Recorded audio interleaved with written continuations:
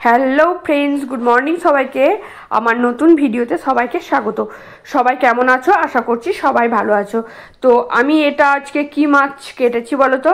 এই মাছটা হচ্ছে শোল মাছ, আমাদেরই পুকুরের মাছটা ধরা। তো কিভাবে ধরা হলো সেটাই তোমাদের সাথে আজকের ভিডিওতে বলবো, তোমরা ভিডিওটা পুরোটা দেখতে থাকো। এই দেখো, এটা হচ্ছে আমাদের নিজস্ব পুকুরের মাছ। তো তোমাদেরকে দেখাচ্ছি, দাঁড়াও থলেটা পুরো ঢেলে দেখাচ্ছি।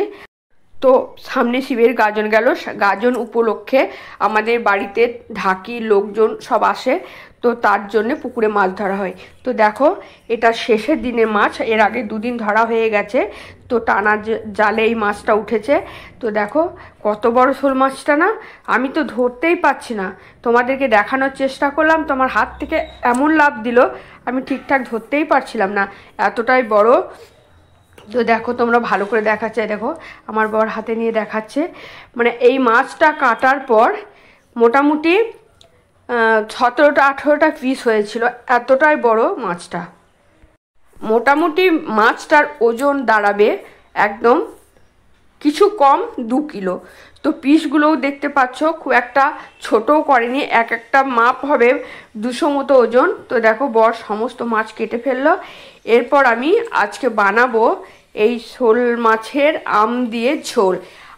আম দিয়ে শোল মাছের ঝোল খেতে তোমরা কে কে পছন্দ করো বন্ধুরা? অবশ্যই কমেন্টে লিখে জানাও।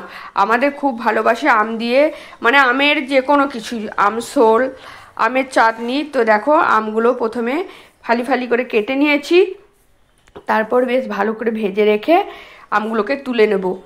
তো আমগুলো না তুলে রাখলে তো আমের সাথে যদি আলু দিই, মাছগুলো ভেজে নিয়েছি কমপ্লিট, মাছ ভাজা।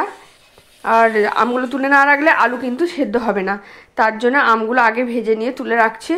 তারপরে আম দিয়ে, আর মশলা কিন্তু বেশি দেব না, মশলা খুবই সামান্য। তো দেখো, ফাইনালি আমার মাছের ঝোল ফুটছে।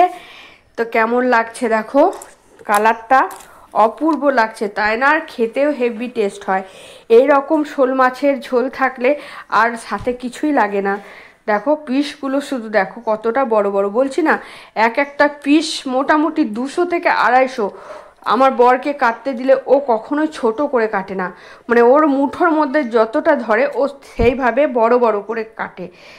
তো আমি দেখলাম একদিক থেকে ভালো, আমার ঝামেলা মিটে গেল, ওকেই কাটতে দিলাম, ওই কাটলো, রান্নাটা আমিই করলাম।